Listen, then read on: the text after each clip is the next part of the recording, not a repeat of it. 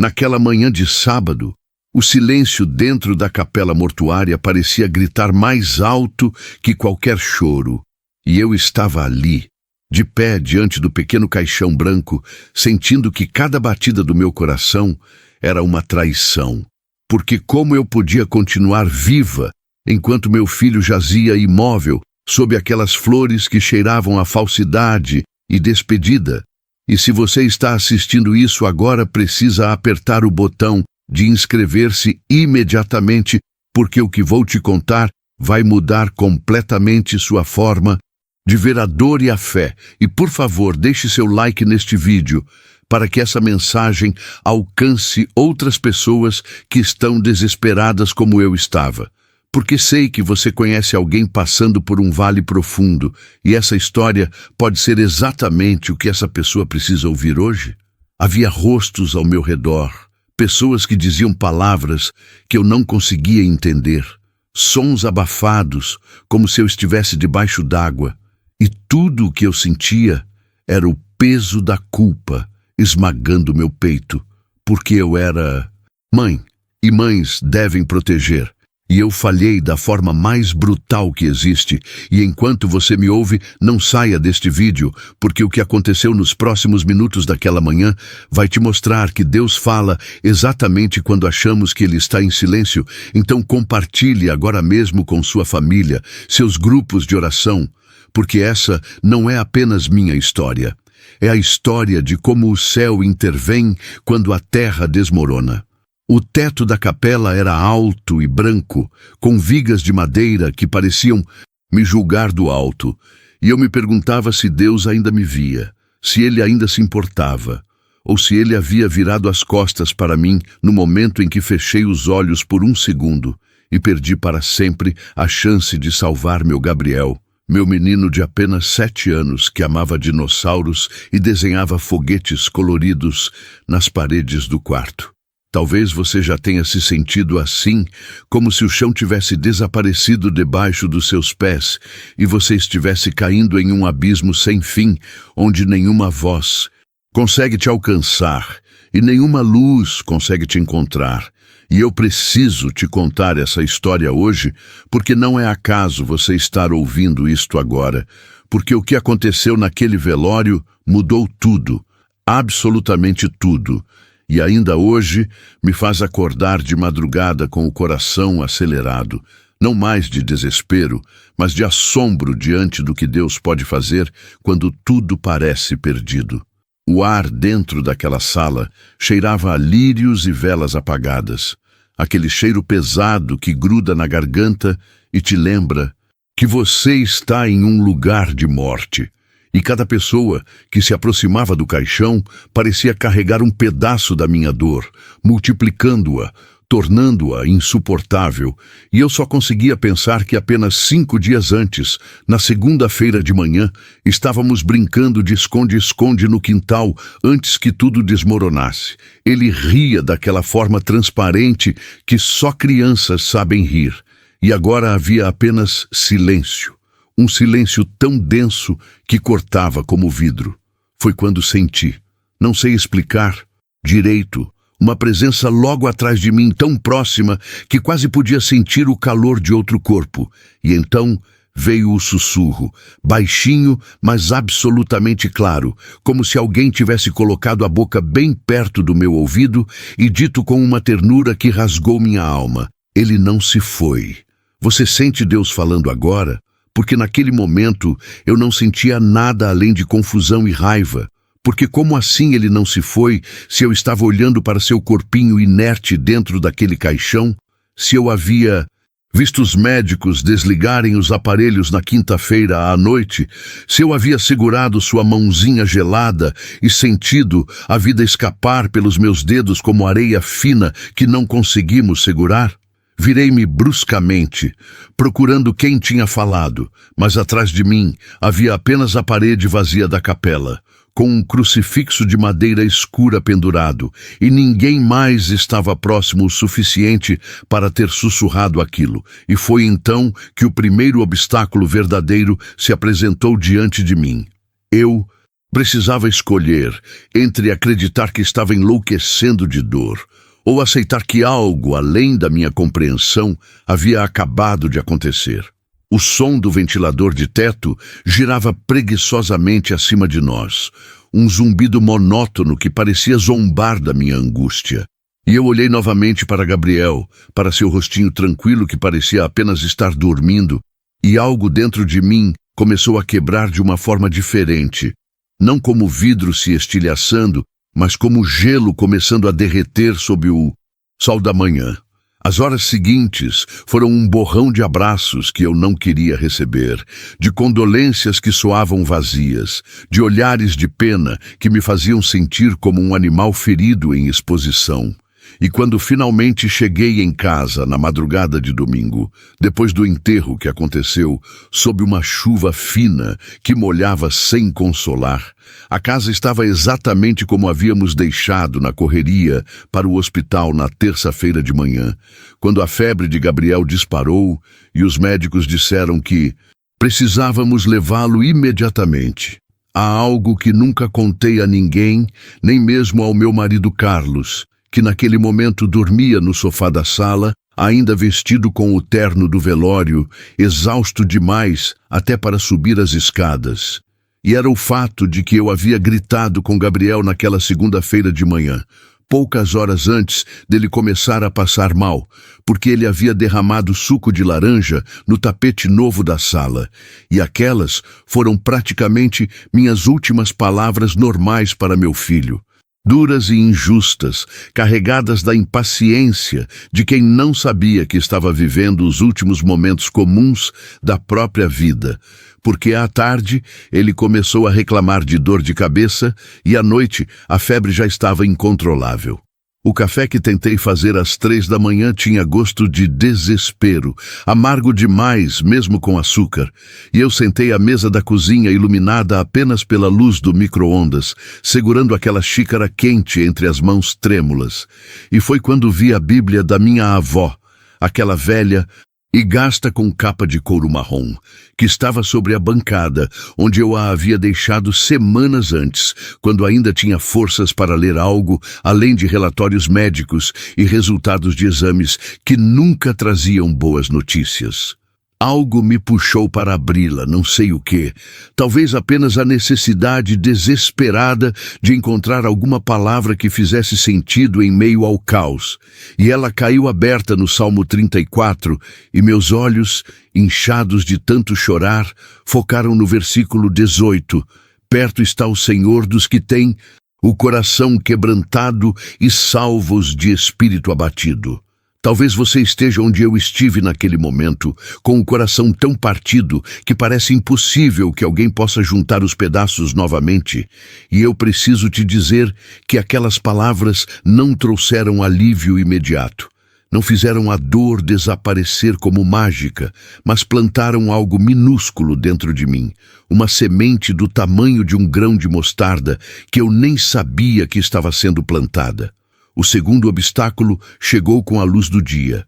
Quando tive que enfrentar o quarto de Gabriel pela primeira vez desde sua morte, e cada brinquedo espalhado pelo chão era uma acusação, cada desenho colado na parede era uma lembrança de um futuro que nunca aconteceria, e a cama desfeita ainda guardava o formato do seu corpo pequeno, como se ele pudesse voltar a qualquer momento e continuar a brincadeira que havia deixado pela metade.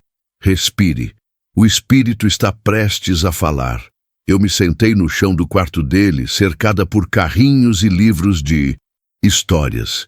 E o cheiro dele ainda estava nas roupas, aquele cheiro único de criança, de shampoo de camomila e terra do quintal.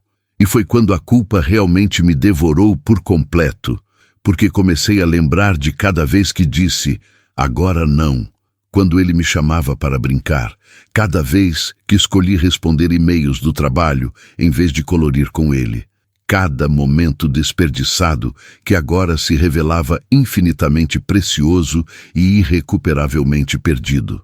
Carlos me encontrou ali 2 horas depois. ainda sentada no mesmo lugar, e ele não disse nada, apenas se sentou ao meu lado e segurou minha mão. E ficamos ali os dois náufragos agarrados um ao outro, enquanto o mar da dor ameaçava nos engolir. E eu me lembrei de outro versículo que minha avó costumava repetir, do Salmo 35, algo sobre o choro durar uma noite, mas a alegria vir pela manhã. E aquilo me deixou furiosa, porque como poderia haver alegria de novo? Como ousavam as Escrituras sugerir que eu superaria isso? Que algum dia acordaria sem o peso de um elefante sentado sobre meu peito? Foi na quarta-feira seguinte, exatamente uma semana depois do enterro, que o caos interno atingiu seu pico, porque voltei ao trabalho contra todas as recomendações, pensando que a rotina me salvaria, que mergulhar em planilhas e reuniões me daria um propósito novamente. Mas estava errada, completamente errada, porque no meio de uma apresentação para clientes, minha voz simplesmente parou de funcionar. As palavras se recusaram a sair e tudo o que consegui foi desabar ali mesmo, na frente de estranhos perplexos, chorar de uma forma tão violenta que meu corpo todo tremia. E precisei ser levada embora por colegas constrangidos que não sabiam o que fazer com aquele tsunami de dor que havia transbordado sem aviso. O ar pesava como se carregasse minha culpa, denso e sufocante, e quando cheguei em casa novamente, abandonada por qualquer resquício de controle ou dignidade, encontrei Carlos na varanda dos fundos, aquela pequena área que dava para o quintal onde Gabriel adorava jogar bola, e ele estava com a Bíblia aberta no colo, lágrimas escorrendo silenciosamente pelo rosto, e quando me viu, ele apenas disse: "Preciso te mostrar algo. Não é coincidência." Ele me mostrou João 11, a história de Lázaro, e leu em voz trêmula: "Disse-lhe Jesus: não te disse eu que se creres, verás a glória de Deus?" E então ele continuou, chegando no versículo 25: "Eu sou a ressurreição e a vida. Aquele que crê em mim, ainda que morra, viverá." E pela primeira vez, em uma semana inteira, eu realmente ouvi, não apenas com os ouvidos, mas com algo mais profundo. E comecei a entender que aquele sussurro no velório, aquelas palavras "ele não se foi", não eram sobre negação da morte física de Gabriel, mas sobre algo infinitamente maior, que eu ainda não conseguia compreender totalmente. O terceiro obstáculo, o mais escuro de todos, chegou na forma de uma revelação brutal durante a madrugada de sexta-feira, quando acordei de um pesadelo, onde eu via Gabriel me chamando de longe, mas não conseguia alcançá-lo. E percebi que não eram apenas os últimos dias com ele que me atormentavam, mas todos os anos, todos os momentos em que escolhi outras coisas em vez dele, em que priorizei ambição, aparências, conforto, em que fui uma mãe presente fisicamente, mas ausente emocionalmente. E aquilo me destruiu de uma forma que nenhuma das dores anteriores havia feito. Silencie o coração. O céu fala no intervalo da dor. Desci para a sala, ainda escura. Eram 4 da manhã. E a casa estava em um silêncio tão profundo que eu podia ouvir meu próprio coração batendo descompassado, e me ajoelhei ali mesmo, no meio da sala fria, sobre o tapete que ainda tinha a mancha do suco de laranja que Gabriel havia derramado e que agora me parecia a coisa mais preciosa do mundo. Uma marca dele, uma prova de que ele havia existido, havia vivido, havia deixado seu rastro na minha vida. E foi ali, naquele momento de rendição absoluta, quando não tinha mais forças nem para chorar, quando estava quebrada de todas as formas possíveis, que comecei a orar de verdade, pela primeira vez em anos, não aquelas orações decoradas e mecânicas que eu repetia antes de dormir, mas uma oração que rasgava minha garganta, que saía do lugar mais fundo da minha alma. Uma conversa desesperada com um Deus que eu não tinha certeza se ainda me ouvia. Senhor, eu me cansei de lutar sozinha, de carregar esse peso que está me esmagando, de fingir que consigo continuar quando cada respiração parece um esforço sobre-humano e eu não sei mais o que fazer. Não sei como viver em um mundo onde meu filho não existe mais, onde o quarto dele está vazio e vai permanecer vazio para sempre, onde não vou vê-lo crescer, não vou ensiná-lo a dirigir, não vou conhecer seus filhos, não vou ter nenhuma das coisas que uma mãe sonha ter. Eu entrego o medo que me paralisa a cada manhã quando acordo e por um segundo esqueço que ele se foi, e então lembro. E é como morrer de novo. Eu entrego a vergonha de não ter sido a mãe que eu deveria ter sido, de ter desperdiçado tempo precioso com coisas que não importam, de ter deixado o cansaço e o estresse me transformarem em alguém impaciente e distante. Eu entrego o passado que não posso mudar, cada momento que eu gostaria de ter vivido diferente, cada abraço que não dei, cada história que não li, cada depois que se tornou nunca. Senhor, eu não entendo por que isso aconteceu. Por que um menino tão pequeno e inocente teve que partir? Por que você não respondeu minhas orações desesperadas no hospital, quando eu implorei pela vida dele? Quando prometi que faria qualquer coisa, seria qualquer coisa. Se você apenas o deixasse ficar. Ensina-me a confiar quando não entendo. Ensina-me a crer quando tudo dentro de mim quer apenas desistir e me deixar engolir por essa escuridão. Ensina-me a aceitar que seus caminhos são mais altos que os meus e que há um propósito mesmo quando meus olhos só conseguem ver ruínas. Eu clamo porque não tenho mais ninguém, porque Carlos está tão perdido quanto eu, porque minha família não sabe o que dizer, porque os amigos aos poucos vão voltando para suas vidas normais enquanto eu continuo presa nesse pesadelo. E só tu podes entender a profundidade desse buraco onde estou caída.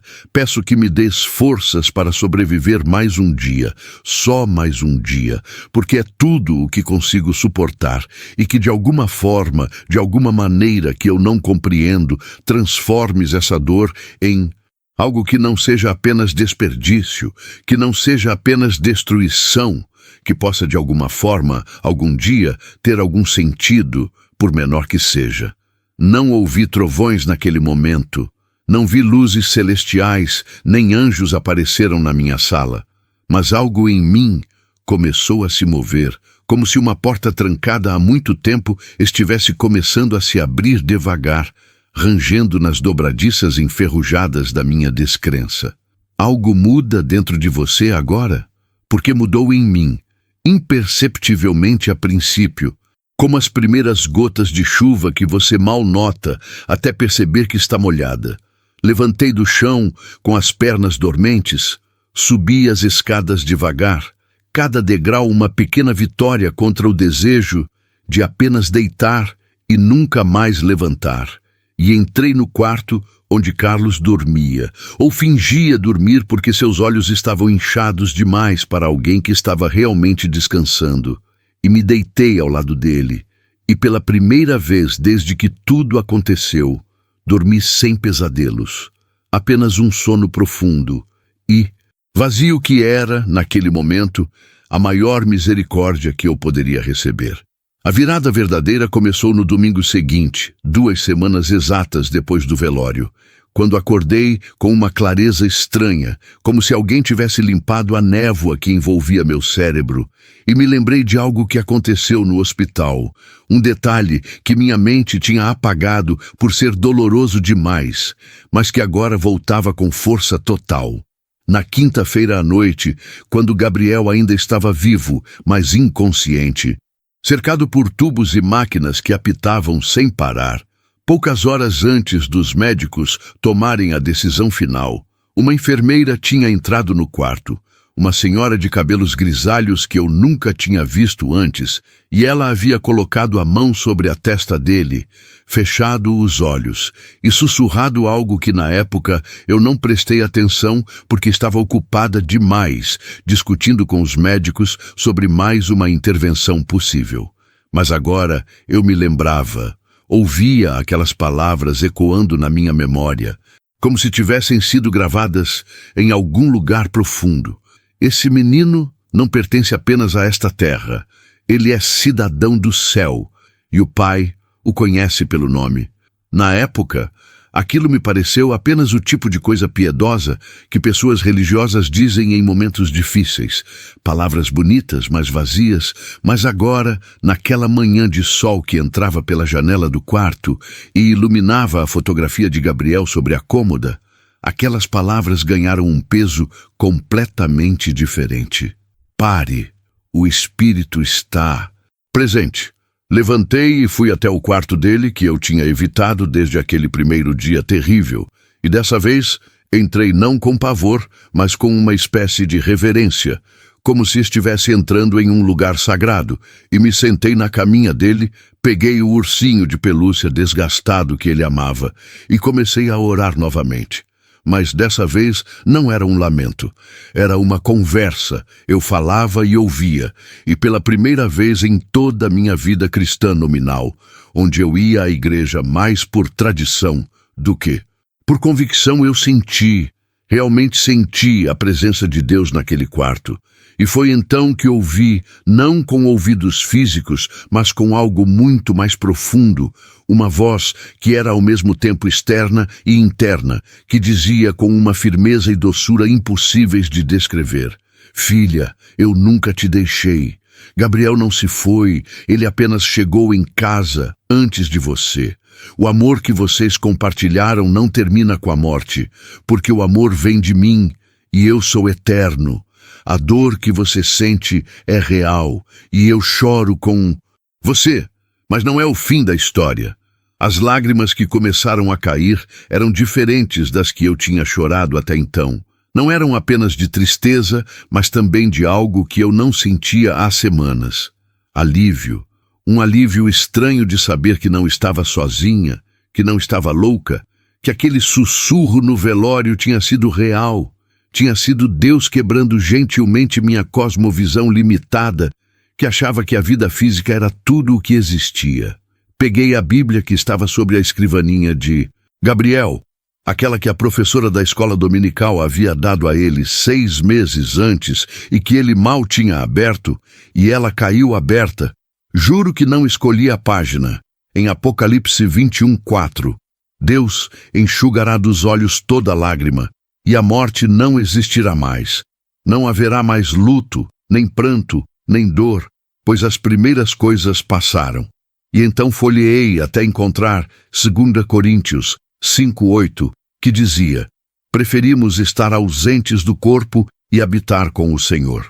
Era como se cada versículo fosse uma peça de um quebra-cabeça que finalmente começava a fazer sentido, mostrando uma imagem maior que eu nunca tinha conseguido enxergar antes. Os dias seguintes foram de transformação gradual, mais profunda. Não era que a dor tinha desaparecido, porque ela continuava ali, aguda e presente. Mas agora havia algo mais. Havia esperança misturada com a dor. Havia propósito começando a surgir do caos. E pela primeira vez eu consegui pensar em Gabriel e sorrir em vez de apenas chorar. Na terça-feira fui ao cemitério pela primeira vez desde o enterro, e em vez de desmoronar diante da pequena lápide que ainda não tinha a placa definitiva, me ajoelhei ali e agradeci. Agradeci por cada dia que tive com ele, por cada risada, por cada abraço, por cada momento, mesmo aqueles que eu tinha desperdiçado, porque agora entendia que nenhum momento com ele tinha sido desperdiçado de verdade. Todos faziam parte da história que Deus estava escrevendo. Todos tinham moldado quem eu era e quem eu ainda poderia me tornar. Conversei com ele, não porque achasse que seu espírito estava preso àquele lugar, mas porque precisava dizer em voz alta as coisas que não tinha dito quando ele estava vivo. Que eu o amava mais do que qualquer coisa neste mundo, que ele tinha me ensinado mais sobre o amor de Deus do que qualquer sermão ou livro jamais ensinou, que cada dia com ele tinha sido um presente que eu só agora conseguia ver pelo que realmente era. E então, algo extraordinário aconteceu, algo que sei que muitos vão Duvidar, mas que eu juro por tudo que é sagrado que é verdade. Uma borboleta azul pousou sobre a lápide, aquele tipo raro de borboleta que Gabriel costumava perseguir no jardim, e ficou ali, imóvel, por tempo suficiente para que eu entendesse a mensagem, tempo suficiente para que eu sentisse uma paz tão completa que parecia abraçar cada célula do meu corpo. Não estou dizendo que era Gabriel, não acredito em reencarnação ou que almas ficam vagando por aí, mas acredito que foi Deus usando aquela criaturinha delicada para me lembrar da beleza, da transformação, de que existe vida depois da morte, de que existe voo depois do casulo escuro. A superação verdadeira veio através de pequenas ações práticas que revelaram quanto eu tinha mudado. Porque comecei a fazer coisas que antes me pareceriam impossíveis, e cada uma delas era um passo em direção à cura. Não a cura que apaga o passado, mas a cura que te dá forças para carregar a cicatriz com dignidade. Na quinta-feira seguinte, 3 semanas, depois do velório, doei a maioria dos brinquedos de Gabriel para uma instituição de caridade que atendia crianças carentes, exceto alguns especiais que guardei em uma caixa do tesouro, e isso foi uma das coisas mais difíceis que já fiz. Mas era necessário. Era parte de aceitar que ele não voltaria, de aceitar que outros meninos podiam se alegrar com aqueles carrinhos e bonequinhos que estavam apenas juntando poeira. Voltei ao mesmo lugar onde chorei, a capela mortuária, mas dessa vez fui para agradecer ao diretor da funerária que havia sido tão gentil conosco, e quando entrei naquele lugar que tinha me aterrorizado, senti paz em vez de pavor, e soube que algo fundamental tinha mudado dentro de mim. Perdoei quem me feriu, incluindo a enfermeira que disse coisas insensíveis sobre crianças indo para um lugar melhor, como se isso tornasse nossa dor menos legítima, incluindo os médicos que não conseguiram salvar Gabriel, apesar de todos os esforços, incluindo os amigos que desapareceram, porque não sabiam lidar com nossa tragédia. E mais importante, mais difícil, comecei o processo longo e tortuoso de perdoar a mim mesma, de aceitar que eu tinha feito o melhor que pude com o que sabia na época, que não era minha culpa, que Gabriel me amava, apesar de todas as minhas falhas, assim como Deus me ama apesar de todas as minhas imperfeições. Recomecei com o pouco que tinha, com uma fé frágil e cambaleante, mas real, mais real do que qualquer coisa que eu tinha chamado de fé antes, porque essa fé tinha sido forjada no fogo, tinha sido testada até o limite e não tinha quebrado, tinha apenas se transformado em algo mais forte e mais verdadeiro. Filipenses 1:6 se tornou meu versículo âncora. Estou plenamente certo de que aquele que começou boa obra em vós há de completá-la até ao dia de Cristo Jesus. Deus tinha começado uma obra em mim através da maior tragédia da minha vida, e Ele não ia abandonar essa obra pela metade, Ele ia completá-la, e eu podia confiar nisso mesmo. Quando não entendia todos os detalhes do plano, Romanos 8:37 me dava forças quando acordava de manhã. E a primeira coisa que sentia era o peso da ausência. Mas em todas estas coisas, somos mais que vencedores, por meio daquele que nos amou. Eu era mais que vencedora, não porque a dor tinha desaparecido, mas porque Deus estava comigo na dor, transformando-a, redimindo-a, usando-a para me moldar em alguém mais parecida com Cristo, alguém mais compassiva, mais dependente de Deus, mais consciente do que realmente importa na vida. O Salmo 126:5-6 prometia: os que semeiam em lágrimas cegarão com alegria. Aquele que leva a preciosa semente, andando e chorando, voltará sem dúvida com alegria, trazendo consigo os seus molhos. Minhas lágrimas não eram desperdiçadas. Elas eram sementes sendo plantadas em solo fértil. E um dia, de alguma forma que eu ainda não conseguia imaginar completamente, haveria colheita, haveria alegria novamente. Não a alegria superficial de antes, mas uma alegria profunda, que conhece a dor e escolhe acreditar mesmo assim. Um mês depois do velório, Carlos e eu tivemos uma conversa que mudou tudo novamente, sentados na varanda onde tantas conversas importantes tinham acontecido. E ele me disse algo que me surpreendeu. Eu também ouvi no velório. Também ouvi que ele não se foi. Pensei que estava enlouquecendo, mas agora entendo que era Deus falando com os dois ao mesmo tempo, de formas diferentes, mas com a mesma mensagem. E choramos juntos. Mas dessa vez, não era apenas choro de luto, era choro de alívio, de reconhecimento, de gratidão por termos um ao outro e por termos um Deus que se importava o suficiente para sussurrar esperança no meio do nosso desespero. Decidimos começar um pequeno grupo de apoio em nossa igreja para pais que perderam filhos, porque descobrimos que havia tantos outros passando pelo mesmo inferno que passamos, tão perdidos e desesperados quanto estávamos. E se Deus tinha usado nossa dor para nos ensinar algo, então deveríamos usar esse aprendizado para ajudar outros. Foi assustador no começo, porque exigia vulnerabilidade, exigia contar nossa história repetidamente, reviver a dor para que outros soubessem que não estavam sozinhos.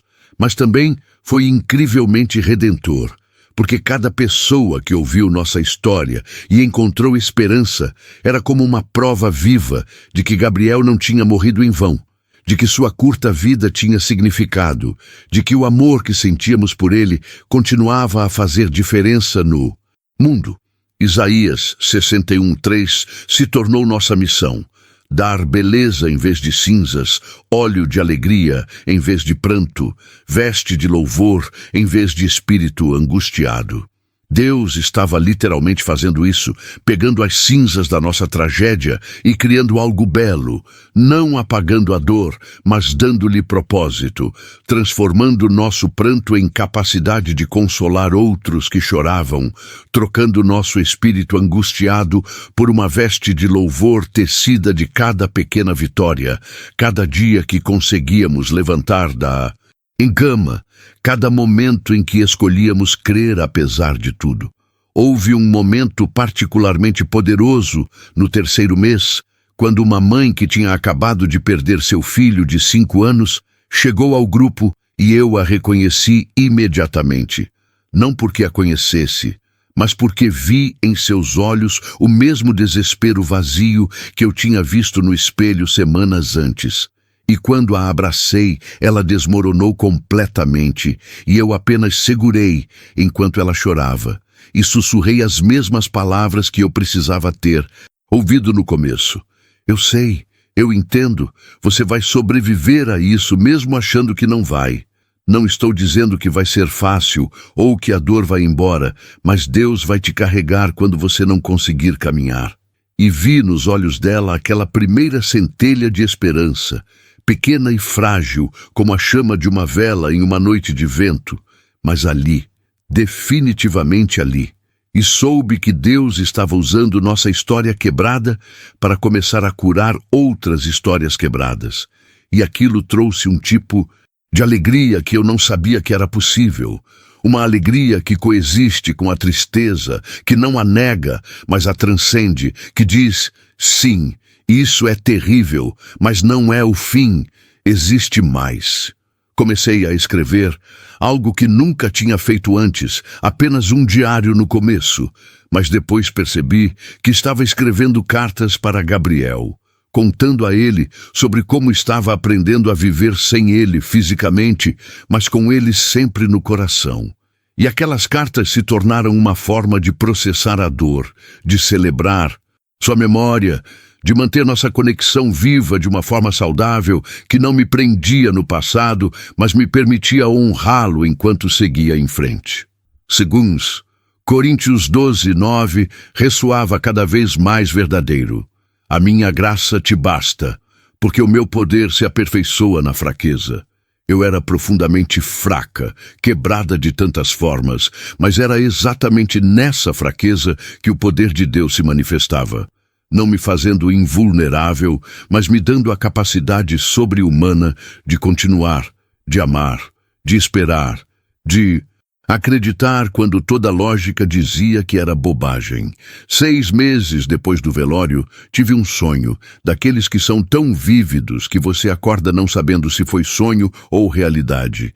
E nele eu via Gabriel, não como ele estava no hospital, fraco e inconsciente, mas radiante, saudável, correndo em um campo verde que parecia se estender infinitamente, e ele olhava para trás e sorria para mim, aquele sorriso de propaganda de pasta de dente que ele tinha, e dizia apenas uma coisa antes de continuar. Correndo: "Mãe, é tão bom aqui, não fique triste, eu estou bem, eu estou em casa." Acordei com o rosto molhado de lágrimas, mas com o coração surpreendentemente leve, e não sei se foi apenas meu subconsciente processando o luto de uma forma saudável, ou se foi algo mais, uma visitação real permitida por Deus para me dar paz. Mas de qualquer forma, funcionou, deu-me uma certeza renovada de que o sussurro no velório era verdade. Gabriel não se foi, ele apenas mudou de endereço, e um dia, quando o meu tempo aqui terminar, vou reencontrá-lo. E a primeira coisa que vou fazer é abraçá-lo por tempo suficiente para compensar todos os abraços perdidos. E então, vamos ter a eternidade inteira para estar juntos. Salmo 35 finalmente fazia sentido completo. O choro pode durar uma noite, mas a alegria vem pela manhã. Minha noite tinha sido longa, escura, terrível, mas a manhã estava chegando, não significando que o luto tinha acabado, porque luto por um filho nunca acaba realmente, mas significando que a luz estava voltando, que havia cores novamente em um mundo que tinha sido apenas cinza, que o futuro não era mais apenas um vazio assustador, mas uma estrada que eu podia caminhar com Deus ao meu lado e com a memória de Gabriel me impulsionando a ser melhor, a amar mais, a valorizar cada momento.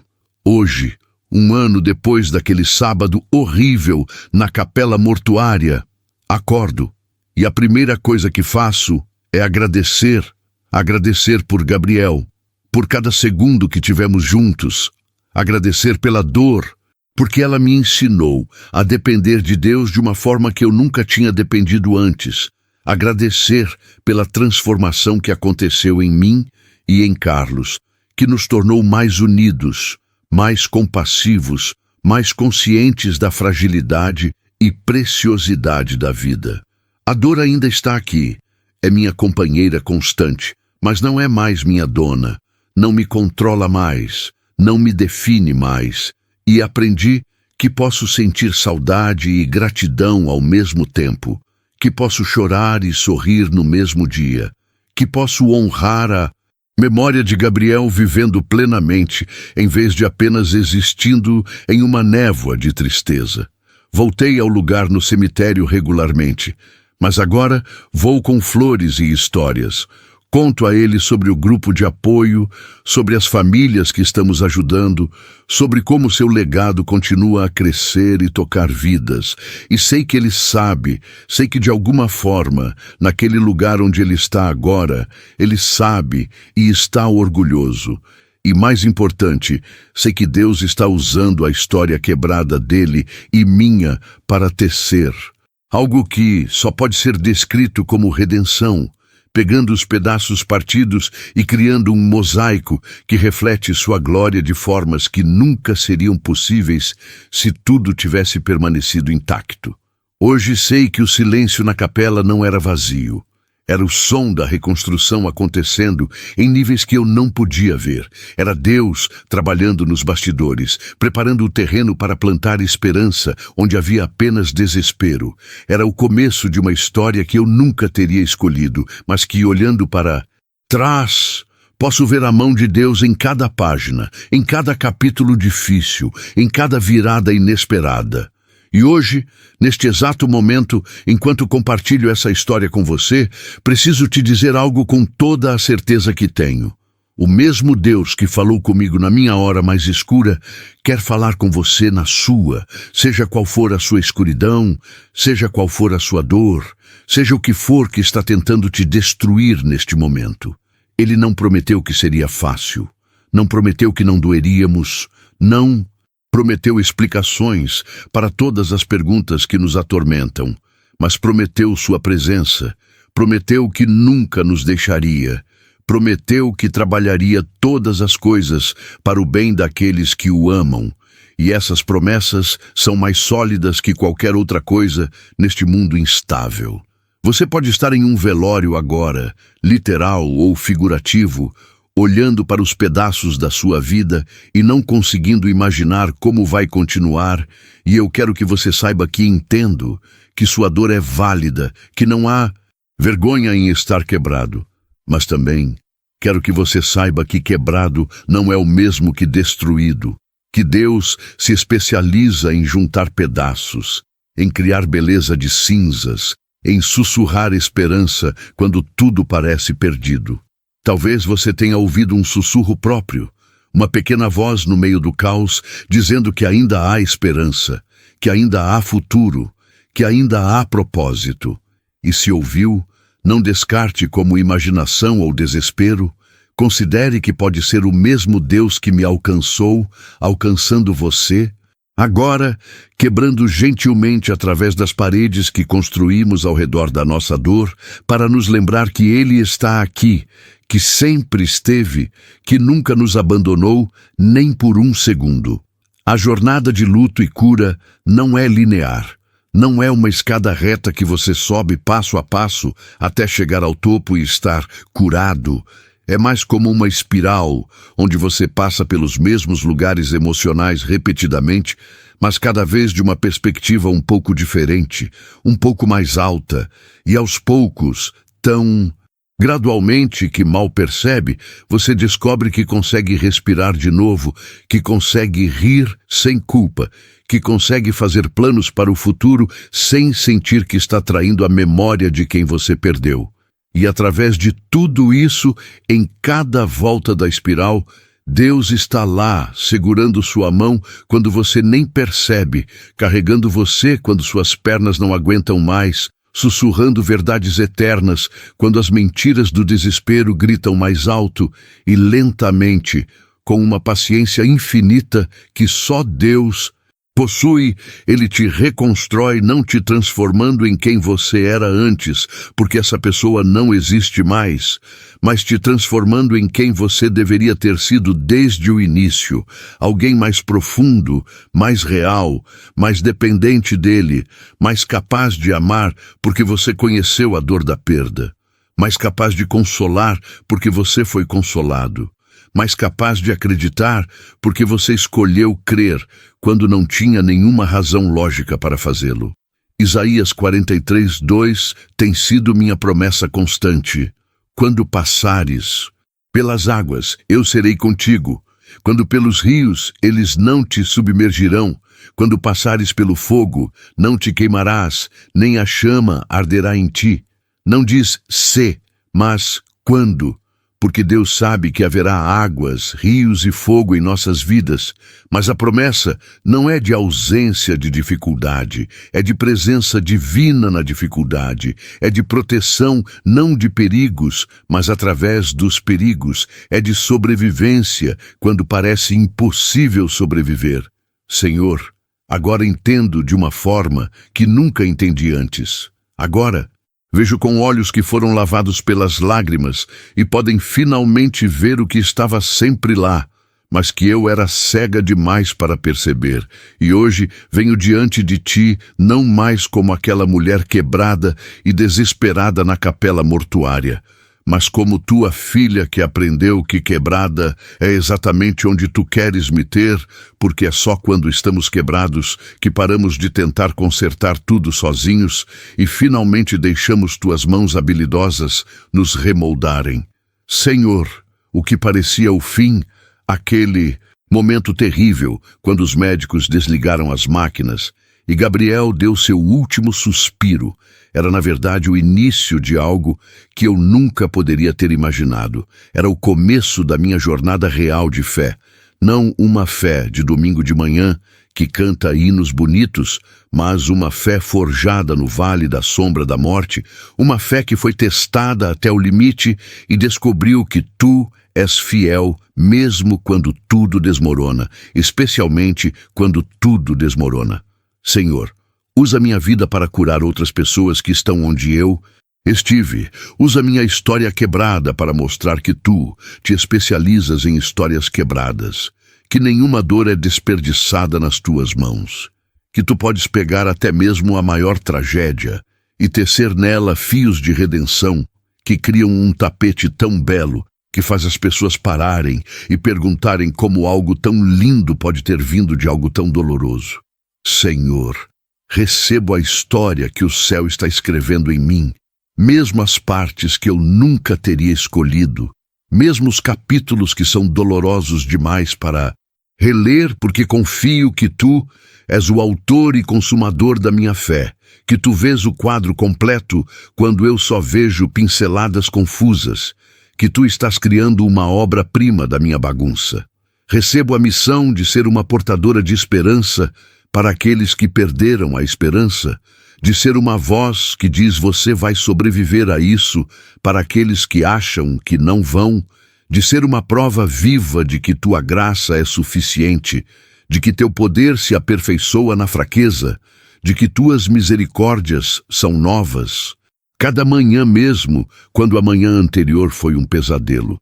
Senhor, que cada lágrima que chorei, que cada noite insone, que cada momento de desespero seja transformado em combustível para o fogo do teu amor, que vai aquecer outros que estão frios e perdidos na escuridão.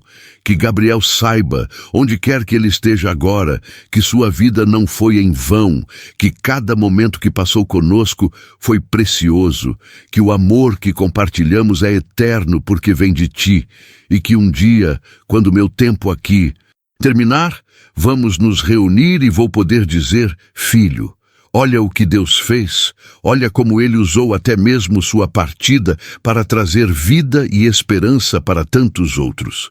Que cada pessoa que ouvir essa história sinta uma centelha de esperança acender em seu coração. Não porque minha história é especial, mas porque tu és o Deus de todas as histórias, o Redentor de todas as tragédias, o Consolador de todos os que choram. E se fizeste isso por mim, farás por qualquer um que clamar a ti com um coração sincero. Recebo tua paz, que excede todo o entendimento, aquela paz estranha, que coexiste com a dor, que não nega a realidade, mas a transcende, que declara sim, isso é terrível, mas Deus é maior, e realmente acredita nisso com cada fibra do ser. Que minha vida seja um testemunho vivo de que é possível não apenas sobreviver, mas prosperar após uma tragédia. Não porque eu sou forte, mas porque tu és forte em mim. Não porque eu tenho todas as respostas, mas porque confio em quem tem. Não porque entendo teus caminhos, mas porque escolho crer que teus caminhos são melhores, mesmo quando parecem incompreensíveis. Senhor, obrigada por Gabriel, por cada segundo que tive com ele, por cada risada, cada abraço, cada momento, mesmo aqueles que desperdicei, porque até aqueles fazem parte da história que estás escrevendo. Obrigada por não me deixar onde me encontraste, quebrada e sem esperança na capela mortuária, mas por me levantar, me limpar, me curar e me enviar com uma mensagem de esperança que só alguém que passou pelo vale pode realmente carregar com autenticidade e poder. Hoje acordo em paz. Não a paz de quem nunca sofreu, mas a paz de quem sofreu e descobriu que Deus é fiel no sofrimento. Não a paz de quem tem todas as respostas, mas a paz de quem aprendeu a descansar nas perguntas. Não a paz de um mar que nunca foi tempestuoso, mas a paz de alguém que foi jogado pelas ondas e descobriu que o mestre das tempestades estava no barco o tempo todo. Hoje sei que o silêncio naquela capela mortuária não era o silêncio da ausência de Deus, mas o silêncio da presença de Deus trabalhando de formas que eu não podia ver, Era o som da reconstrução acontecendo em níveis espirituais profundos. Era Deus reunindo os pedaços do meu coração partido e começando o processo lento e meticuloso de colá-los de volta. Não da forma como estavam antes, porque isso seria impossível e até indesejável, mas de uma forma nova, mais forte, com as rachaduras preenchidas com ouro, como na arte japonesa do kintsugi, onde o objeto quebrado e reparado é considerado mais bonito e valioso exatamente por causa de sua história de quebra e restauração. Hoje entendo que o sussurro "ele não se foi" não era negação da morte física de Gabriel, mas uma revelação profunda da realidade espiritual, de que a morte não tem a última palavra, de que o amor não termina quando o coração para de bater, de que existe uma dimensão da existência onde Gabriel está mais vivo do que nunca, livre de dor, de medo, de todas as limitações deste mundo caído, esperando pacientemente pelo dia em que nos reuniremos e teremos toda a eternidade para estarmos juntos. Hoje sei que Deus não causou a morte de Gabriel para me ensinar uma lição, porque Ele não é um Deus sádico que mata crianças para fazer pontos teológicos, mas Ele é um Deus redentor que pode pegar até mesmo as piores coisas que acontecem em um mundo quebrado pelo pecado e pela morte e trazer delas beleza, significado, propósito, transformação, e é isso que Ele fez e continua fazendo na minha vida e na vida de Carlos, e na vida de todos que foram tocados pela história de Gabriel. O mesmo Deus que falou comigo quer falar com você, não porque você é especial ou merecedor, mas porque Ele ama alcançar exatamente aqueles que se sentem não especiais e não merecedores, porque Ele se especializa em usar as pessoas mais improváveis para fazer as coisas mais improváveis, porque Ele escolhe o fraco para confundir o forte, o tolo para confundir o sábio, o quebrado para mostrar seu poder restaurador. Se você está ouvindo essa história hoje, não é coincidência, não é acaso, não é sorte aleatória do algoritmo, é divino, é proposital, é Deus usando minha voz para alcançar seu coração, para plantar uma semente de esperança onde há desespero, para lembrar você de que não está sozinho, de que sua dor importa, de que existe futuro mesmo quando tudo parece acabado, de que Deus vê você, conhece você, se importa com você e tem um plano para você que é melhor do que qualquer coisa que você poderia planejar para si mesmo. Preciso fazer uma pausa aqui e falar algo diretamente para você que está me ouvindo neste exato momento, porque sinto no meu espírito que alguém assistindo isso agora está no limite, está considerando desistir de tudo, está olhando para a própria vida como eu olhava para aquele caixão branco e pensando que não há mais razão para continuar, que a dor é grande demais, que o buraco é fundo demais, que o caminho de volta é longo demais.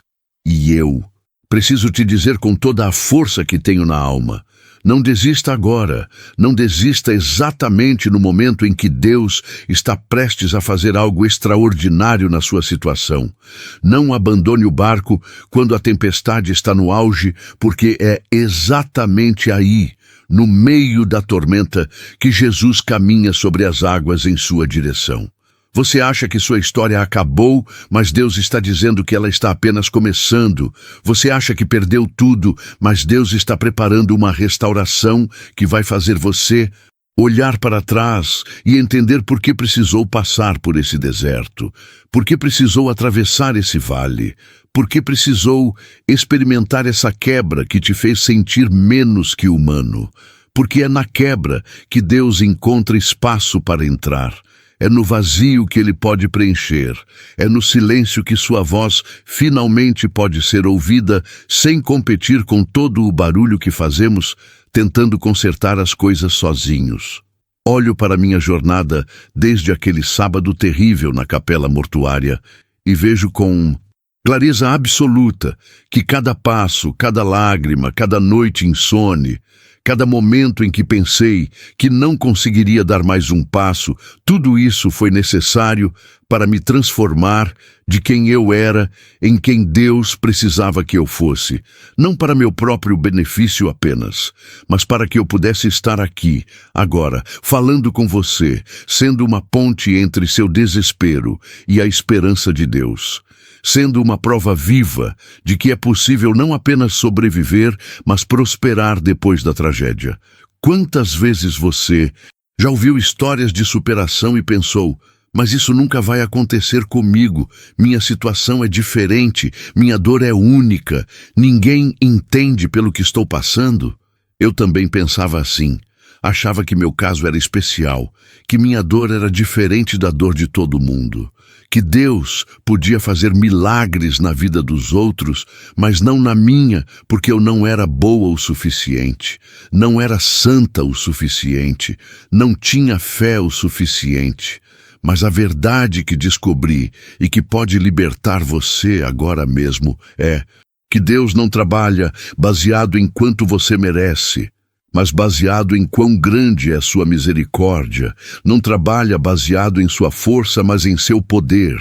Não trabalha baseado em sua fidelidade, mas em sua fidelidade que permanece mesmo quando a nossa falha.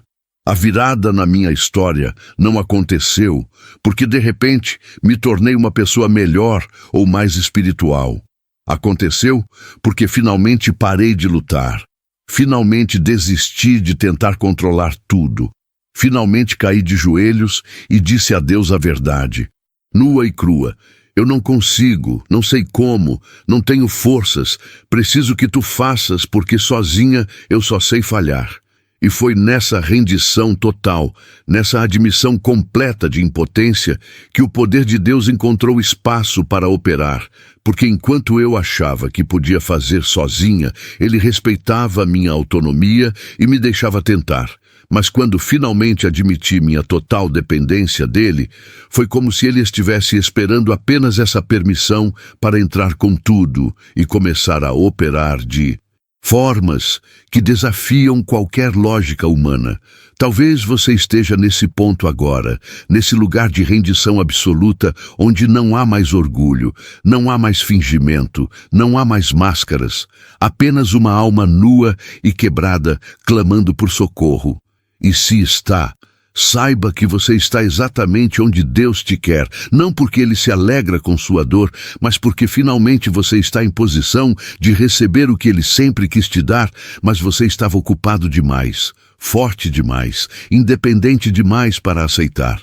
A transformação que experimentei não foi instantânea, não foi mágica, não foi um estalar de dedos que apagou toda a dor e fez tudo ficar perfeito de repente.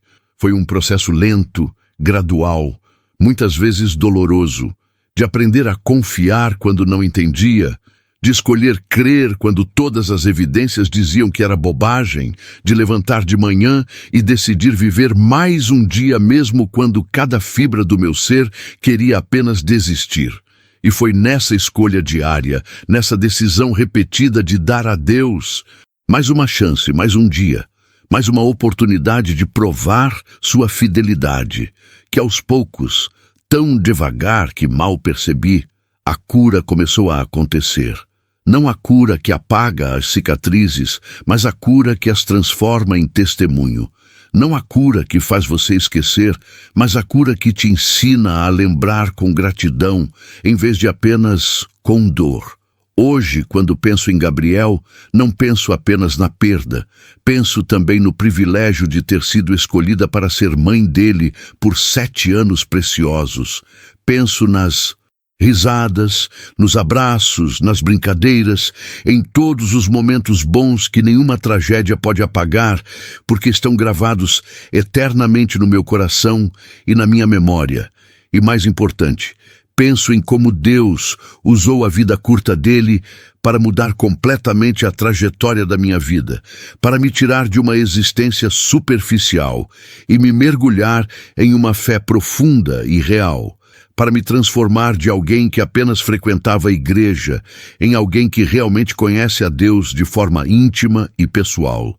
Você que está me ouvindo, qual é o seu Gabriel, qual é o seu caixão branco, qual é a sua capela mortuária onde tudo parece ter acabado. É um casamento desfeito, é um filho rebelde, é uma doença terminal, é uma falência financeira, é uma depressão que te consome, é um vício que te escraviza, é uma solidão que te sufoca, é uma traição que te destruiu. É um sonho que morreu, é uma esperança que se apagou. Seja lá o que for, Deus está sussurrando para você, agora mesmo, as mesmas palavras que sussurrou. Para mim naquele velório. Não acabou, não é o fim, há mais, muito mais do que você pode imaginar. Porque eu sou o Deus das ressurreições. Eu sou o Deus que traz vida onde só há morte. Eu sou o Deus que transforma vale em montanha e deserto em jardim. Eu sou o Deus que faz caminhos onde não há caminho e abre portas onde só há paredes. E se você me der uma chance, apenas uma chance de mostrar minha glória na sua situação impossível, eu vou fazer algo tão extraordinário que você mesmo vai ficar assombrado e vai passar o resto da vida contando para outros o que eu fiz. Se você está em um velório agora, literal ou figurativo, se está olhando para as cinzas da sua vida e perguntando como vai continuar, eu quero que você saiba que o mesmo Deus que sussurrou, ele não se foi, para mim está sussurrando algo para você agora. Está quebrando através do barulho e da confusão e da dor para dizer, você não está sozinho. Eu estou aqui. Eu sempre estive. E vou te levar através disso para o outro lado, onde há vida e esperança e propósito novamente. Não vai ser fácil, não vai ser rápido, não vai ser sem dor, mas vai valer a pena, porque cada passo que você dá em direção à cura é um passo em direção a se tornar quem Deus sempre quis que você fosse. Cada lágrima que você chora é coletada por Ele em sua botija, como diz o Salmo 56. Cada momento de fraqueza é uma oportunidade para seu poder se manifestar. Cada dia que você escolhe levantar da cama e continuar é uma vitória que o inimigo não quer. Que você tenha, mas que Deus está garantindo. Escreva "Eu creio" nos comentários se você sente que Deus está falando com você agora, se você sente aquela centelha de esperança começando a brilhar no meio da sua escuridão, se você está disposto a dar a Deus uma chance de fazer em sua vida o que Ele fez na minha. Não porque você entende como ou por quê, mas porque você está desesperado o suficiente para tentar, porque você percebe que tentar do seu jeito não funcionou e talvez, apenas talvez, o caminho de Deus seja melhor. Inscreva-se neste canal e compartilhe essa mensagem com quem precisa de esperança, porque eu garanto que você conhece alguém, todo mundo conhece alguém, que está passando por seu próprio vale da sombra da morte, que está perdido e assustado e precisando ouvir que não está sozinho, que Deus ainda está no controle, que existe luz no fim do túnel, mesmo quando o túnel parece infinitamente longo e escuro. Cada compartilhamento é uma oração em ação. É você sendo as mãos e os pés de Jesus para alguém que precisa desesperadamente de seu toque. É você participando da obra redentora que Deus está fazendo no mundo. Uma história quebrada de cada vez, um coração ferido de cada vez, uma vida por vez. Deus abençoe você e sua casa. Deus te dê a mesma paz que Ele me deu. A mesma esperança, a mesma certeza de que não importa o que você está enfrentando. Ele é maior, Ele é fiel, Ele está com você e Ele vai completar a boa obra que começou em você. Ele vai terminar sua história de uma forma que glorifica seu nome e traz cura não apenas para você, mas para todos ao seu redor que assistem sua transformação e se perguntam como é possível. E a resposta é sempre a mesma. Deus, apenas Deus, sempre Deus. Nada além de Deus pode pegar algo tão quebrado e fazer algo tão belo. Nada além de Deus pode transformar um velório em um testemunho de esperança. Nada além de Deus pode sussurrar no meio da nossa dor mais profunda e plantar sementes que um dia se tornarão árvores, frondosas, que darão sombra e fruto para gerações futuras. Amém.